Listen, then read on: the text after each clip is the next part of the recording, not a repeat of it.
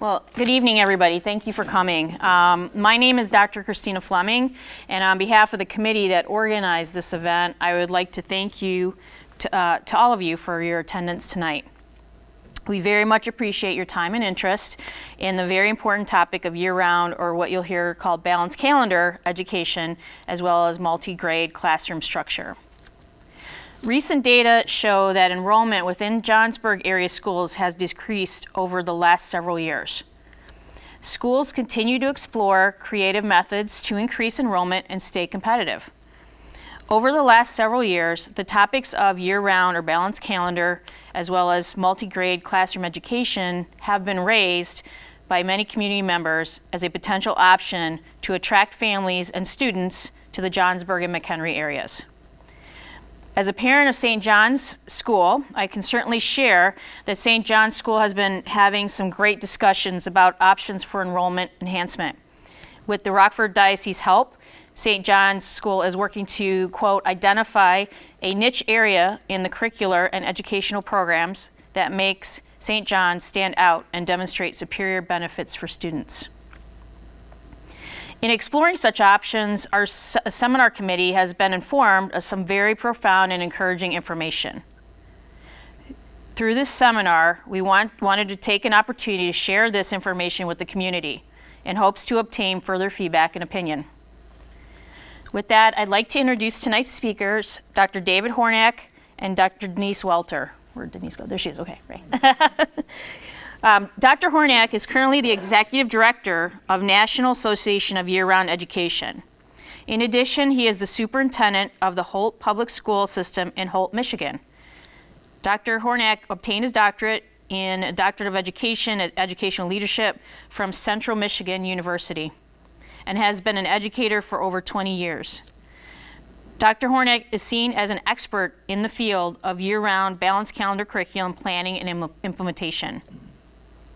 Dr. Denise Welter is currently the principal at the Mackenzie Elementary School in Wilmette, Illinois.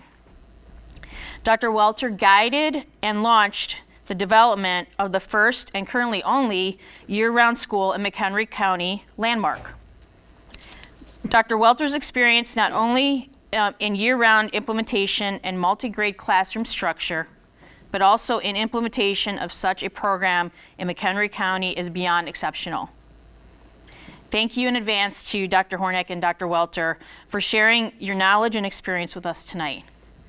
We are very much looking forward to hearing how year-round and balanced calendar, as well as multi-grade classroom structure, may help us to provide superior benefits to our local students and schools.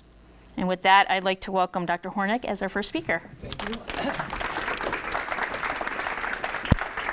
So I tend to move a little bit, but I want to thank you for hosting me tonight. I had a wonderful meal with several of the committee members, and am really feeling comfortable in your community. I'm from mid-Michigan, although my day started in northern Michigan. Between the holidays, my family travels to northern Michigan to ski. Yesterday I skied. About 2 a.m. your time, I drove an hour south, jumped on a plane, 45 minutes down Lake Michigan to O'Hare. From there, spent a couple hours, and then took a 16-minute flight to Milwaukee, and then drove about an hour south. So I've done a little up and down today, and really tickled to be here. So as we roll through this, I want you to know that the PowerPoint is wordy in spots, and that's intentional. I'm hoping to provide you an opportunity to use this as a resource after I'm back in mid-Michigan or northern Michigan. And with that, here's my contact information. As you heard, I'm the superintendent of Holt Public Schools in Holt, Michigan. We're the 50th largest school district in the state. I also serve as the executive director of the National Association for Year-Round Education. We all need to have a compelling why. Why are we here? Why are we doing what we're doing? And with that, I'm a former kindergarten teacher, 6'4", the largest ears you've ever seen, worked well for me because I was able to tell my kids, I can hear everything, and they said nothing. So going back to my kindergarten roots, I'd like to read you part of Chicka Chicka Boom Boom. A told B and B told C, I'll meet you at the top of the coconut tree. We, said D to E, F, and G, I'll beat you to the top of the coconut tree. Chicka chicka boom boom, will there be enough room? Here comes H up the coconut tree. And I and J and tag along K, all on their way up the coconut tree. Chicka chicka boom boom, will there be enough room? Look who's coming, L, M, N, O, P. I can see some of you reading with me. And Q, R, S, and T, U, V, and still more, W and X, Y, Z. The whole alphabet up the, oh no! Chicka chicka boom boom! Skit scat scoodle doop flip flop flee. Everybody's running to the coconut tree. Mamas and papas and uncles and aunts hug their little dears and dust their pants. So there's the punchline. I believe our schools and your school community is the coconut tree, and we want everyone running to the school community. We need everyone. It's going to take all of us to make a difference in education. It's going to take all of us to make a difference in your school community. And there's this piece of year-round education that potentially can help with that. Number one, it has tremendous benefits to student achievement. It's innovative. And you may be thinking, well, if it's so innovative, why is it so, why is it taken so long for it to be widespread and used throughout the United States? And I'm going to get to some of those things. But it's really an innovative way, and I believe your community would see you as trendsetters per se, and I believe your enrollment would go up tremendously if you were to consider moving to the balanced school calendar. So what am I here to do tonight? I'm here to set the stage, discuss calendar reform. We're being asked to remediate gaps that the traditional calendar creates. That long summer creates gaps. Now, you likely are able to enrich your students because you're able to take them to the lake, or you're able to take them to the park or the library. In other cases, that's not necessarily possible. And again, we are spending lots of money trying to remediate the gaps that we are in fact creating when we are having our students attend school on the traditional calendar. What is the balanced calendar? Some of the advantages and disadvantages. We have some data I have some data to share with you, to discuss some considerations and answer any questions you have about the working balanced calendar experience. Now, I just want to pause at the moment, and I would like you to compile your questions, and we'll save those for the end as we are videotaping this session, and it might bog things down to answer things as we're walking it out. So just be thoughtful. If you have a question, just keep that in the back of your mind.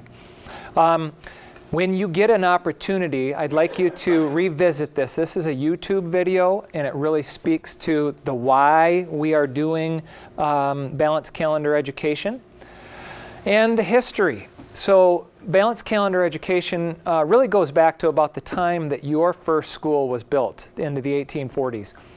And it was really during that period of time when schools on the East Coast were open between 240 and 250 school days.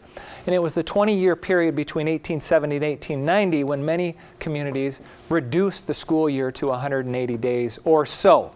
And I'm not sure exactly where you are. In the state of Michigan, we have to have 180 school days. With that, there were two primary reasons why districts decided and schools decided to reduce to 180 days. The first one really was to help immigrant children learn the English language. The second one was doctors at the time thought too much school was bad for your brain. Okay, so we're going the other way.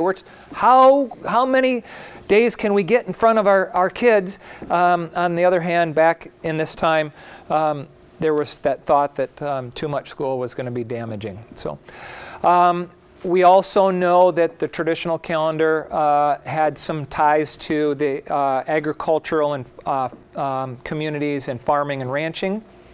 But the one thing that we've held firm over the last 150 to 200 years is the traditional calendar. Okay, we all probably went to school from maybe Labor Day to Memorial Day-ish, and with that, we all feel like we can speak to that, and we think of ourselves as somewhat of an expert on school calendars because we've had that lived experience, and that's what we have in common. I'm just not convinced that the traditional calendar is working for everyone. I was a summer school kid. My buddies were going to play basketball, and I was going the other way to learn reading comprehension strategies. So that didn't feel good for me. That was a defining moment, like, is this how this is supposed to be? And I just wonder if I didn't have those long summers year after year after year, if I would have required summer school, again, back in the 80s. So from the National Association side of things and the balanced calendar side of things, we're not advocating that we jump to 243 school days like Japan. In fact, we are just advocating that you use your 180 school days or whatever number of days that you currently have and spread those over the calendar year, okay? So in theory, that would be just reducing the amount of summer that you have and then taking that time that you would typically have in the summer and then sprinkle the breaks out throughout the year. And I'll show you some models of that shortly. I will also like to pause here and just share that we're at 180 down here.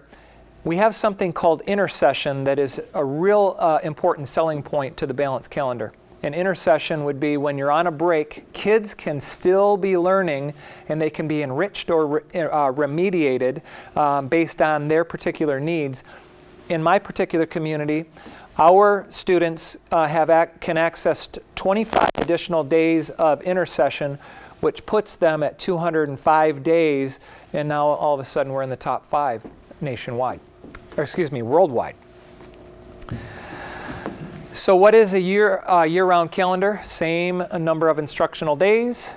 The school calendar keeps the learning process continuous, and it maximizes the use of school facilities. Students have periodic shorter breaks rather than one long summer break. Now, I would be remiss if I didn't share some of the strengths of the traditional calendar. So we are in a wonderful part of the world right here, and summer tourism is an important piece to all of our communities. Professional development opportunities. Many of our faculty and support staff that will be supporting your students need to go back to school in the summer to earn credit and what have you. Often we have extended learning programs for students. Many of our buildings throughout the United States are without air conditioning. Sometimes our student populations need to work, and scheduling extracurricular activities is thought to be tricky if you were to operate a balanced school calendar. With that, I want you to zero in on the pie chart and notice large chunks. Okay, you have 60 days off in the summer, then you have a 70-day chunk of learning, a 55-day chunk of learning, and a 40-day chunk of learning, and those are large blocks of time without breaks. So in theory, the most popular balanced calendar program is a 45-15, 45 school days with 15 days off. So that would be 3 weeks of vacation with 45 school days in a block of time. And you have several short vacations throughout the year rather than one 3-month summer break as many of our traditional calendar schools have. The one model that we often promote is called the single track model, and it's really your group of students are functioning on one particular calendar. In 2004, 2005, there were about 2,000 single track schools working on the balanced calendar. You may be wondering why we don't have more up-to-date numbers. There was a period of time where our organization was on hiatus. It recently opened back up in 2015, and our database is still trying to recover. So with that, I can tell you in the 2006-7 year, schools functioning on the balanced school calendar rose to 3,700. Now these are public schools. I understand that we're here talking about a private school, and I do not have access to private school numbers because I believe in many cases our private schools are doing many innovative things and not necessarily reporting those. Okay, so I wish I could say there were 3,700 private schools. I would guess there are many private schools across the United States functioning on the balanced school calendar.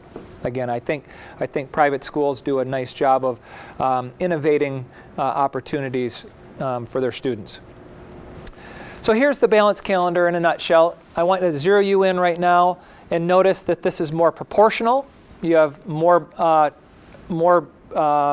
chunks of blue that look about the same size, more chunks of red that look about the same size instead of those large blocks. The strengths, it's continuity of instruction. It really is that continuity of instruction that continues. It turns into quality education. Planning and preparation. Teachers on the balanced calendar are able to look back at where they've been and look forward to where they're going. Okay, with that, they're able to better navigate the curriculum. It's more of a marathon instead of a sprint. Intercession, as I shared, is an opportunity for students to be remediated if they need to be, or enriched if they need to be as well. So you may have a blend of students that you're serving. Some may need enrichment in math, and others may need to be remediated in math. And those intercession opportunities allow for that. The primary reason for the balanced school calendar is to minimize the amount of summer learning loss that occurs. Okay, that is also known as the summer slide. And so you're becoming experts in this. As you walk this out for your school community, you need to be telling the folks that you're talking with that we're going to be reducing the summer slide, we're going to be providing more opportunities, we're going to have continuity of instruction, all of these things. And oh, by the way, teachers love it. Your educators will thrive on this particular calendar because they're able to catch a breath. They're able to look back at where they're going or where they've been, look forward to where they're going, and catch that breath. And with that, can you imagine a time when you have that engaged teacher who's had an opportunity to catch that breath? They're going to engage the kids. Okay, they're going to have lots of energy with your students. And that really rolls out to have less teacher burnout. Here comes one of those wordy slides.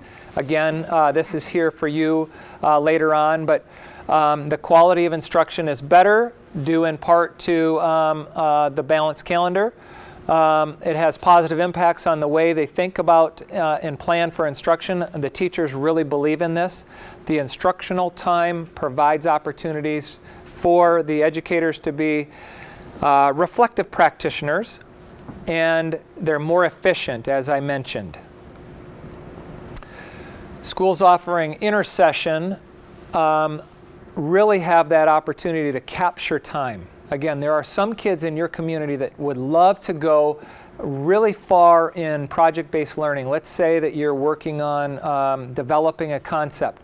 You can take that all the way out to a model per se. In other cases, someone who needs to be remediated in math could be caught up during a 1 week or 2 week break. In addition, intercession courses allow opportunities for teachers to experiment with different curriculum and grade levels. I think you're going to hear about multi-grade configurations shortly. And in that, if I had it my way in education, we would be working towards proficiency-based grading and less about your 6, so you're in first grade, and more about your these concepts, and so you're moving on to the next math concept. I really do believe you guys are in a really great spot here. I'm imagining the possibilities for you. And really, the balanced calendar, there is not that need to reteach. Less review is necessary at the beginning of the year because you're not reteaching what was lost over the summer. Researchers claim that this is especially true for our low SES populations, so our most at-risk students. Having said that, my research says the balanced calendar is good for all kids. So I want you to hang in there. You may be thinking, well, maybe this isn't the exact fit for us. I believe it is. I've shared with you the benefits include enhancing the climate of professionalism, teacher attitudes are better, and overall professionalism due to the frequent breaks enhance that experience for your students.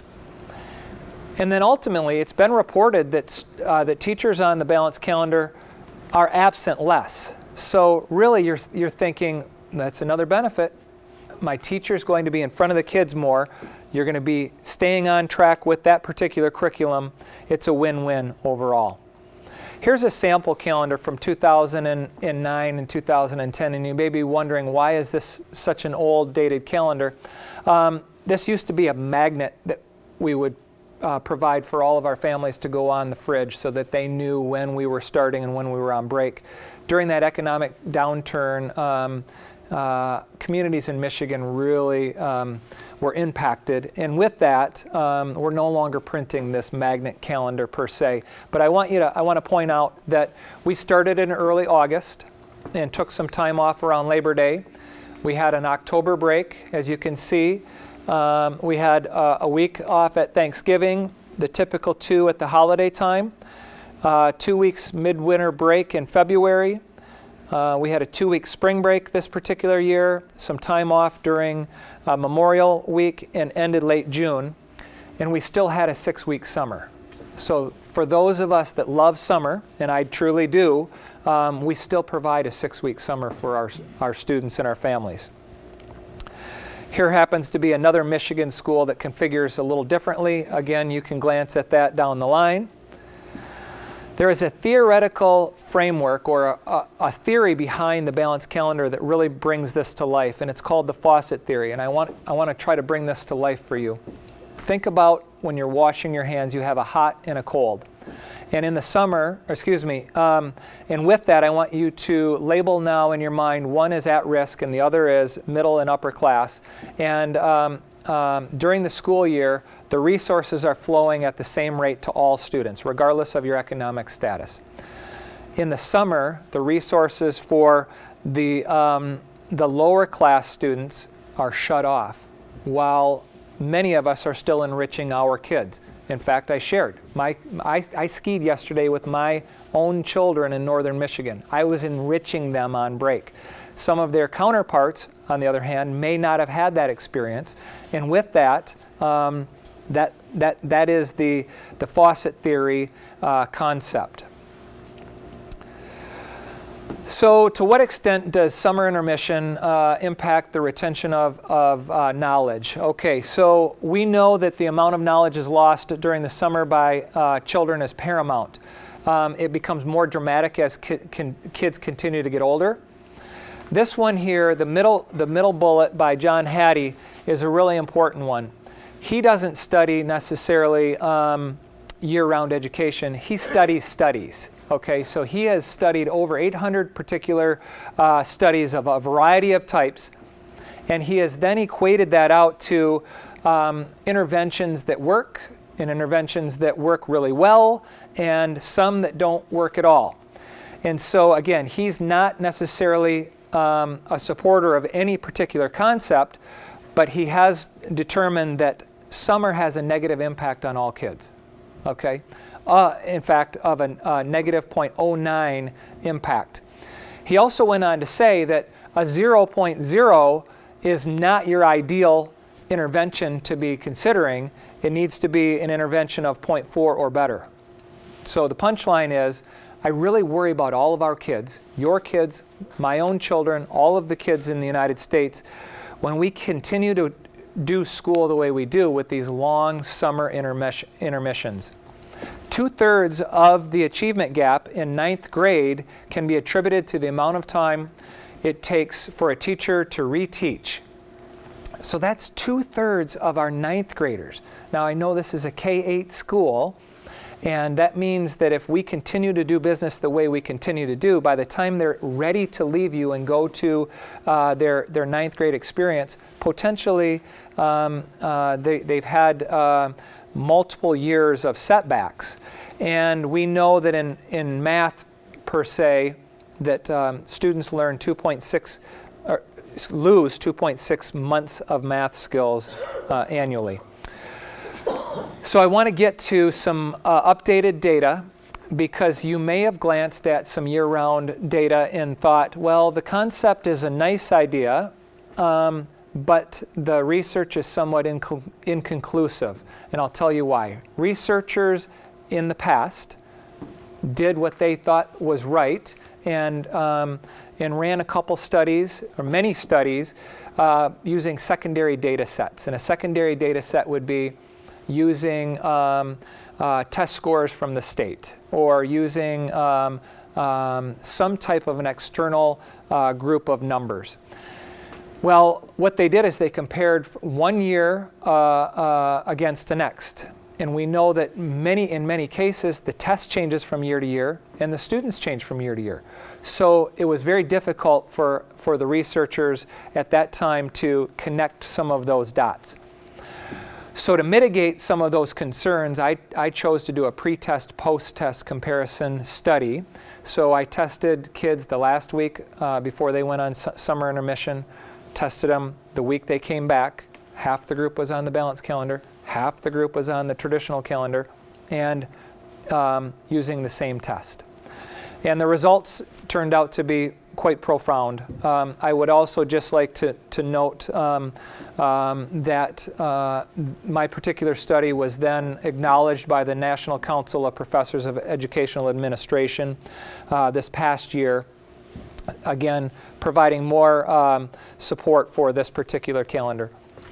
So I ran a multiple regression, and so lots of numbers up here, and I can boil this down to we're looking for significant levels that are close to 0. Well, when it says which school, kids on the balanced calendar completely outperformed their counterparts on the traditional calendar. Here's the one where I am not able to completely support the faucet theory, because my data would say that this particular concept is good for all kids. This is not highly significant, and this F&R means free and reduced population. The pretest, again, is speaking to the fact that all kids tested better on the pretest than their post-test, and kids who did something in the summer, went to math camp, went to engineering camp, or attended a summer school experience, outperformed their counterparts, and that was highly significant.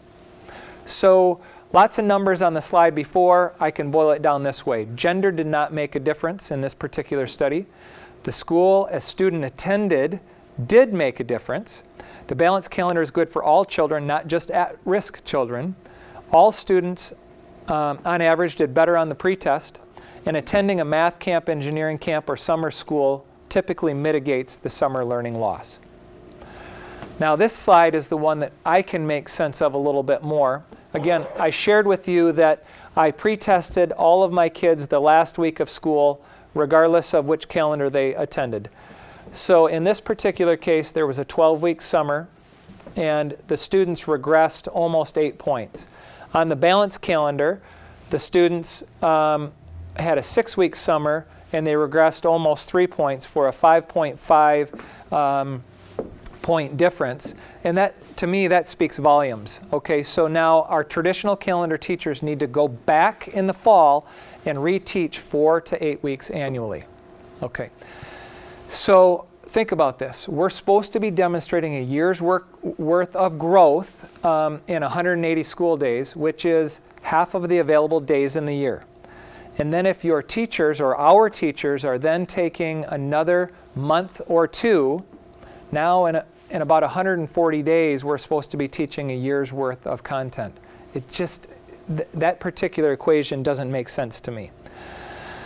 I went on to then try to relate this on a global level. And to do that, I looked at the math and science, the International Math and Science Test, also known as the TIMSS report.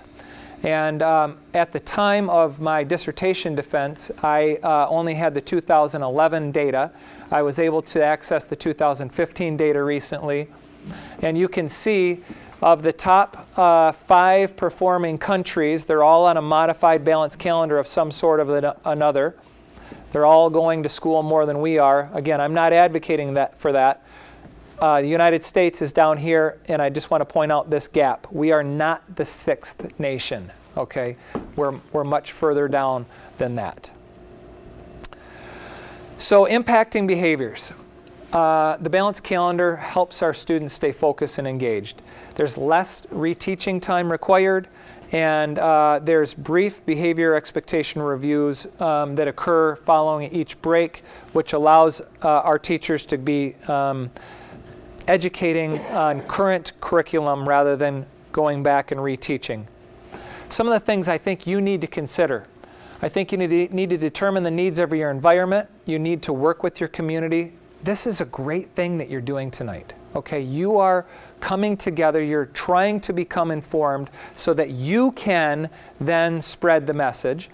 You need to ensure that no one will be left out without intercession opportunities, childcare, or summer activities, should you consider this idea.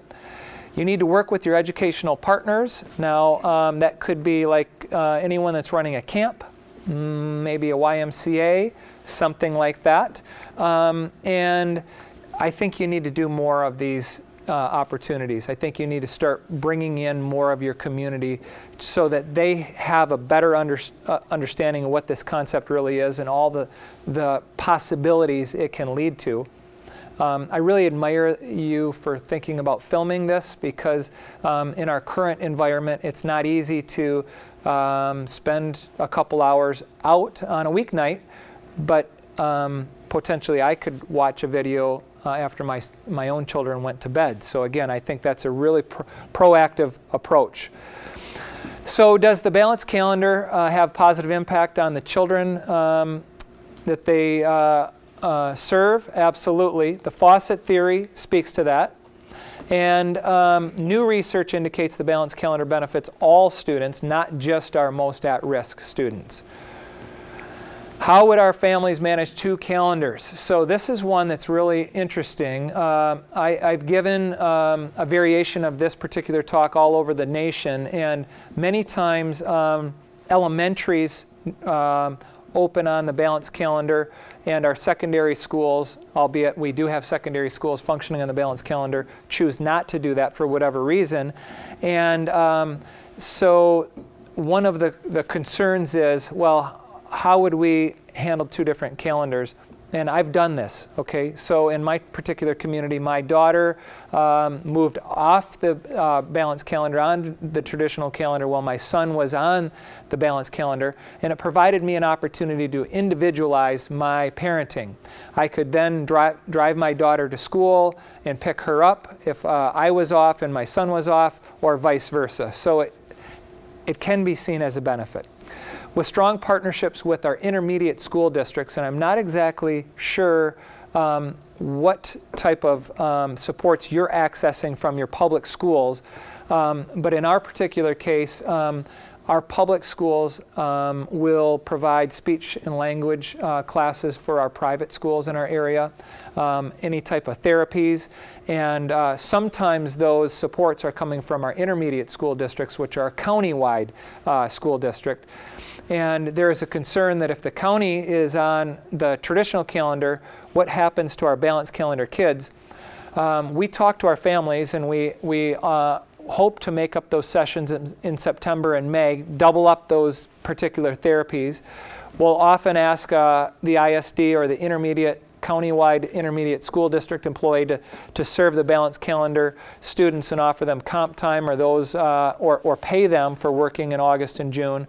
And we've actually been at this third bullet where there are times where we need to just say to the family, can you go out and seek your own services? Because typically they have folks on the outside that are doing some therapy with their students, and then we will reimburse them. So again, often seen as a deal-breaking moment. We can repurpose that and turn it into an opportunity.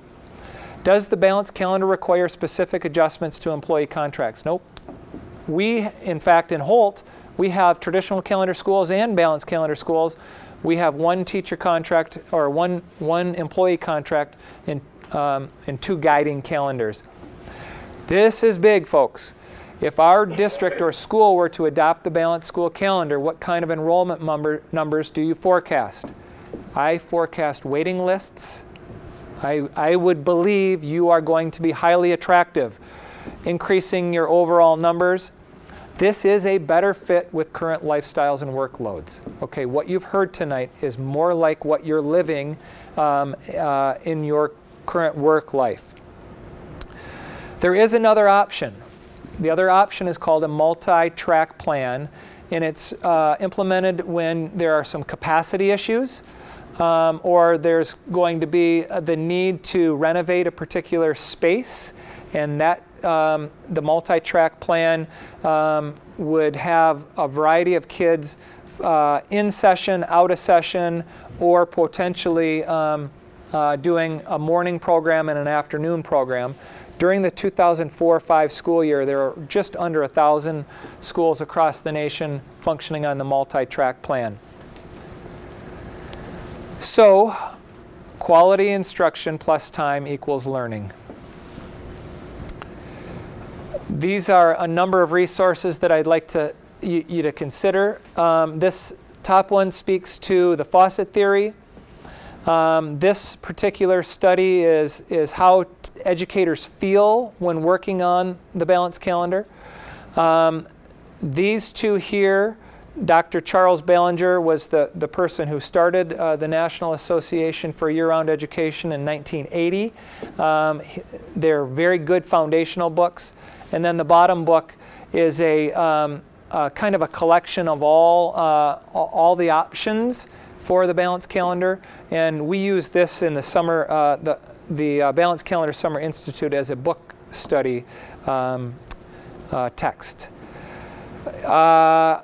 We have a growing presence in social media, so I would love to have you connect with me at some point, or even come to Holt, Michigan on June 19th and 20th to learn more information about this. You actually can live some of this by actually attending Balanced Calendar schools. We go on several site visits. But oh, by the way, you have a Balanced Calendar school just around the corner, and I would urge you to go visit. I really would. I think it brings this all to life. So we're at a point now where I would entertain questions. And again, I think it's all of our job to help everyone understand we all need to be running to the coconut tree to support our students, regardless of where they're attending school. So. I'd like to just explain Intercession a little bit more.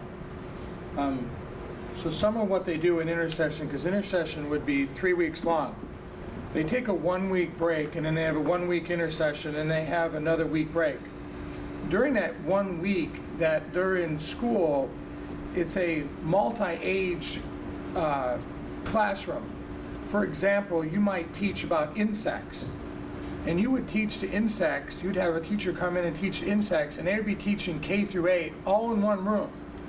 Because what a kindergartner would grasp and what an 8th grader grasps would be two different amounts of the information that they're taking in, but they'd be being presented the same amount of stuff. And some of the older kids would actually instruct the younger kids. And all of the Intercession is voluntary. But what happens is that when you start instituting these things, these kids want to do Intercession. So you go on you get done, it's October, great time to go on vacation. You go on vacation for a week, you come back, your kid wants to go study trees, planets. There's a lot of subjects that don't have math leading it. There's not something that you needed to know to get into that subject area. And that's the subjects that they work on during Intercession, as long as your student is caught up to where they need to be. If your student was behind in math, they would spend that 3-week interval getting caught up on math and not waiting till the end of the semester and then trying to do it over Christmas break. So the intercession is helpful for some people who just need to get caught up, but it's also just expanded learning, because the whole thing is like he said in the very end, that quote is, time matters. The more amount of time that we can get our teachers, getting our students in front of quality teachers, the more they learn. So our goal is, in the long term, to get our kids to volunteer to go to 25 extra days of school a year. Now, how foreign of a thought process is that if we were trying to do that in July or August? But the second week of break in October, knowing they're going to go to school for 5 days, they're going to have another 5 days off before they go to 9 weeks and have 3 weeks off, they sign up for it willingly. That's a great summary. We should go on the road together. With that, I do want to emphasize a few points. Number one, there was a time when thematic-based instruction was cutting edge. It still is, except it's been kind of parked on the sideline for more core reading, writing, math, science, and social studies. Cooperative learning at one point, which is where kids are helping kids, used to be cutting edge. It doesn't mean it's no longer best practice. It just means it's been pushed to the side a little bit. Multi-age classrooms. Again, you heard me talk just briefly on that, and I do not want to necessarily go too deep on this, because the next presenter will be very thoughtful about walking that out. But I believe you have these multi-age classrooms where the 8th grader can help the kindergartner, and there's nothing like that. It's just incredible to think about those concepts coming back to life in our schools during this time when those are all still considered best practices. They're just not used as much as they once were. And intercession itself is really a gift of time. So, good. Yes? Doctor, first let me, my name is Brian Cabell. Thank you for coming and presenting this to us today. But I do have a few questions. First, when you talk about your test data for the students going to traditional versus balanced, what age groups were you testing? Good. Yep. And what was the scope, i.e. how long was this track? Just to kind of give us perspective. Yep. So thank you. I did a math test, used a math standardized test on 2nd and 3rd graders. Half of my population was traditional calendar, half was balanced calendar. My traditional calendar kids were out for 12 weeks. My balanced calendar kids were out for 6 weeks. So naturally you would think, hey, they're out less, they should probably retain more, and they did. But remember, I shared with you some of the data prior to this particular study was a little bit inconclusive in nature. Not that the researchers did anything wrong. There were just lots of moving parts to that previous research that it was hard to have that definitive moment to say this particular concept works. So thank you. That was a great clarifying question. What is the absentee numbers of traditional calendar versus year-round? So I'm going to come at this 2 different ways. The research would say that teachers are in attendance more on the balanced calendar. Okay, so they'll choose to take their annual dentist appointments, doctor's appointments, and what have you during a scheduled break rather than planning for a substitute. Okay, that's a big win. That is a huge win when you can have your teacher who knows the curriculum, who knows the kids in front of the kids. That is a huge win. Now, the big selling point from the student perspective will be that kids can take a break, they can recover during those periods of time. In Michigan, like you, we get lots of snow in February. We recover snow days. What I mean by that is typically our traditional calendar will be out a day or 2 during that 2-week February break when our balanced calendar, just for a snow day, while our balanced calendar is on vacation, so we don't have to then extend into the summer.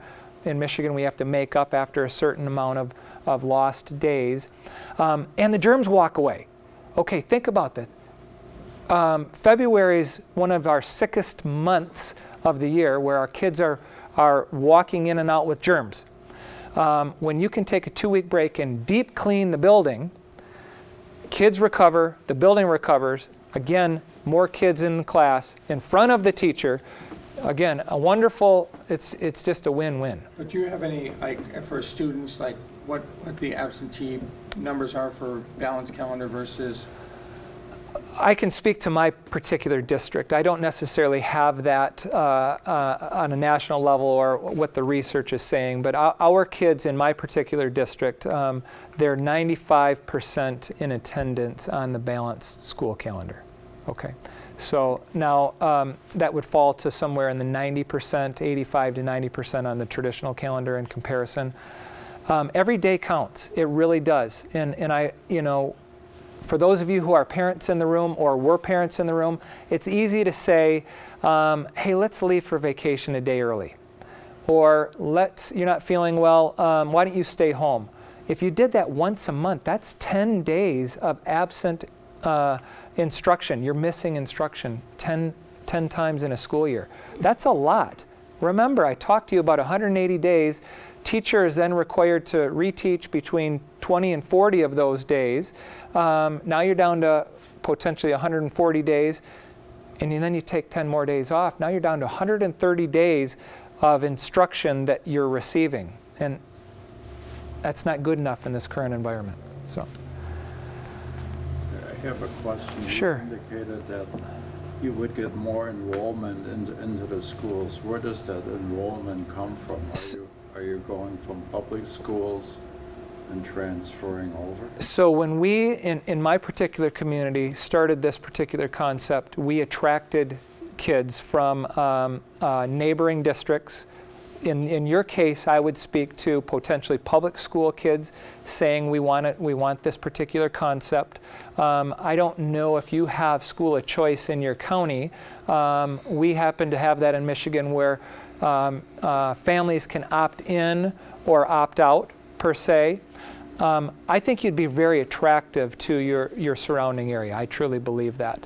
The evidence that I have is that we have waiting lists in our particular balanced calendar schools at certain grade levels.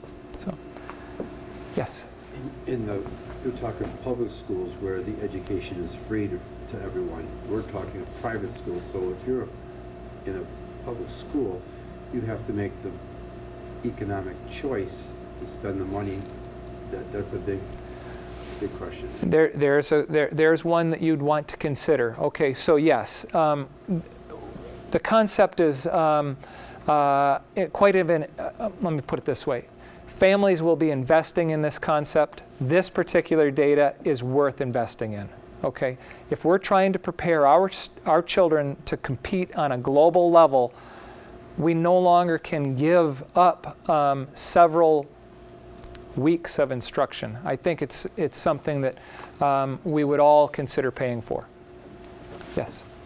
Traditionally, how long do you see, time-wise, before, when a school goes to this balanced calendar, when do you start to see that interest enrollment? Do you start to see it immediately, or does it have to be, and I know Landmark's established right next door, and I know Landmark has a waiting list, and it's a wonderful model, but could we anticipate seeing that right away? I mean, I know we'd see some increase right away. Yeah. But, like, how long of a transition is that? It varies based on your community and how well known the concept is in your community. Knowing that Landmark is right next door, you don't have to come to Holt, Michigan. You do not have to go to many of our counterparts along the southern part of the United States function on the balanced calendar. So this concept, as I mentioned, goes way back to the 1800s, and you have it right around the corner. So it's a matter of starting to talk about this in your community, make it a real conversation. Hey, we're giving this some heavy-duty consideration. Why don't you come with me? Let's go over to Landmark and take a look. Let's not ask the executive director, but let's go ask a parent. Let's go ask a teacher. Let's go ask a student how they really feel on the balanced calendar. So I think to really answer that question, how long does it take to really feel and see some enrollment change? It's going to be based on how well known the concept is in your community. And then as a follow-up to that, have you in your personal experience ever seen this type of effort or initiative fail? Well, there are year-round schools that go back to traditional calendar schools, and the reason why is typically economics, okay? So with that, it is not as efficient for Holt to run several balanced calendar schools and several traditional calendar schools at the same time. Number one, our bus drivers who typically pick up the secondary kids and drop them off at school and turn right around and pick up the elementary kids and drop them off in June and August are running one particular route instead of a dual route. Food service is only cooking for 900 kids rather than 5,000 kids. So we're not quite as efficient. You're talking about across a whole entire district. Here we're talking about one school. And so in this particular case, I guess the only thing I can say is schools do consider going back for economic reasons. But not for enrollment, basically. Not for enrollment, and then certainly not for the impact on academics. Yep. And so if you put those in order, I would think you're looking at, let's make sure our kids are most prepared to be college and career ready. Let's figure the rest of it out. So, yeah. Yes. I have a question regarding transportation. Because it is a private school and the kids only living in the community would be provided buses, does your district provide busing for kids that have school of choice? You know, we don't have school of choice. Yes. So no, we do not provide busing for school of choice kids, but we provide tag-along busing. So if there's an empty seat on the bus and a family can get the students to a bus stop, they could access the bus that way. Now, I don't know if that concept is working here in this community or not, but that's another situational-based idea that you could potentially consider. With that, I believe that behind every school of choice family, and I say that because people are choosing your school. Behind every school of choice child is a family willing to drive them. They're investing in them. And I see that concept being very similar to what you're living right here. You all are invested in your students. You're willing to drive them. You're willing to pay for their instruction. You're willing to come in on a Wednesday, Thursday night, and listen to some best practices in education. I'm so tickled to see you here. I really am. I think this is really impressive. So, yes. Being an athlete for much of my life, both in grade school, high school, and college, you compete with other schools, both in your district, outside of your district. How does a balanced school affect athletics when you're competing with traditional schools and these breaks that may be good for the brain, but not good for, physical when you're talking about conditioning and stuff for athletics? Sure. In my bio, I failed to share that I'm a former high school soccer coach. And I would run in August. In Michigan, we have boys soccer in the fall. I would run a fitness practice before the heat of the day at 6:30 in the morning per se, and then a typical practice at 4 o'clock in the afternoon, so I could still get the 2-a-days in. So I want you to picture that concept where the month of August is typically training and a few games, and just move some of that time to October. And it isn't a real big deal because you're either off in August or you're off in October. The training continues. So you're still going to practice. My daughter's on the high school basketball team in Holt. She had practice. 15-day breaks, they're still going to practice? They are. That's correct. Good way to boil it down. Yes. So the athletics and playing continues. Games if it's scheduled during the break with another school. They are, and in Michigan, we play several football games before the start of school in many cases. So again, that concept is you're either doing it in August or you're going to be doing it at some point in the school year. So, but it has been done and can be done. Yes? So as far as the intercession goes, it sounds like voluntary. How do you get the teachers to show up, or how do you coordinate those sessions and what's going to be planned during those sessions? Sure. So the beauty of Intercession is it allows for a little more flexibility. And in that, you may have a teacher or two that is really interested or specializes in something. And then in your particular case, you potentially could have some type of a bid process where someone really wants to teach about the Olympics. They're an expert in the Olympics, and then they would say, let's put that in October, and someone else would say, hey, I really love Australia, let's put Australia in for February. Okay, I'm going to teach in the fall, I'm going to teach in the spring, and so it allows teachers to bid in or sign up per se. In our particular community, the teacher who is teaching also creates the lessons and themes out the weeks. So, it's a good question. Yes? Has this been adopted in Catholic schools in Michigan? I don't know if you can speak for the rest of the nation, but has it been adopted by any Catholic schools or archdioceses in Michigan that you know of? Well, I don't have firsthand of private schools. I am happy to do some of that research and pass that along to the committee. I think that many of our private schools are doing innovative things like this, but not necessarily, it's not necessarily hitting my desk. So Landmark is a K through 5 school. Through your experiences in how much how much that helps the family life, the balanced calendar, what expectations do you think that we could have of luring some of the kids? Our lean years in Catholic schools are 6th, 7th, and 8th grade, which currently is not being provided by the public schools as a balanced calendar. Well, that's a really nice build-up. In my mind, I visualize a student leaving Landmark and coming here in that 6th, 7th, and 8th grade opportunity, because once you live it, you love it. I mean, that's really my parting line. Once you live this concept, you love it, and you kind of question, why did we stay traditional for all these years?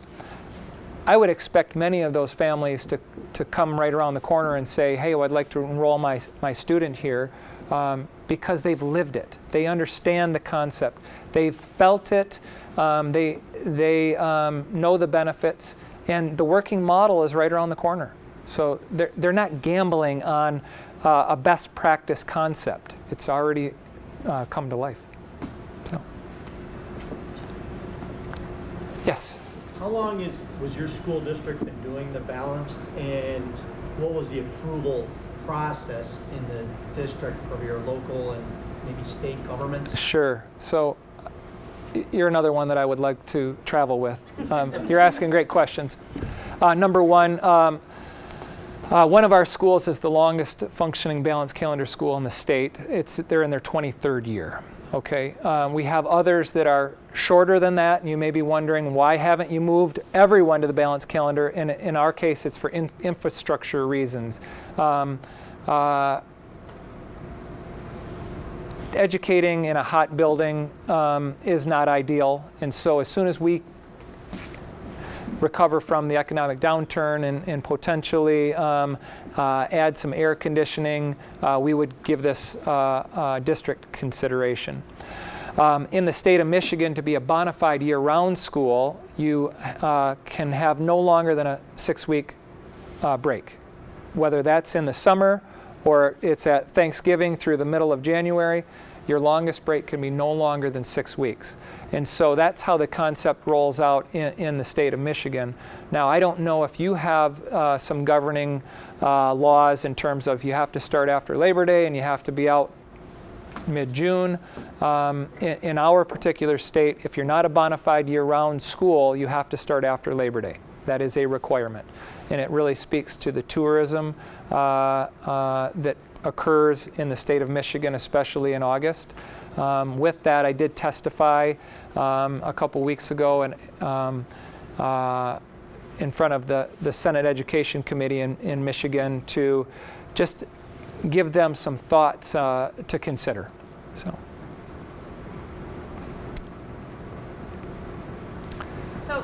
last question. So thinking about, you know, you talk about weather, and typically August seems to be one of the hottest months.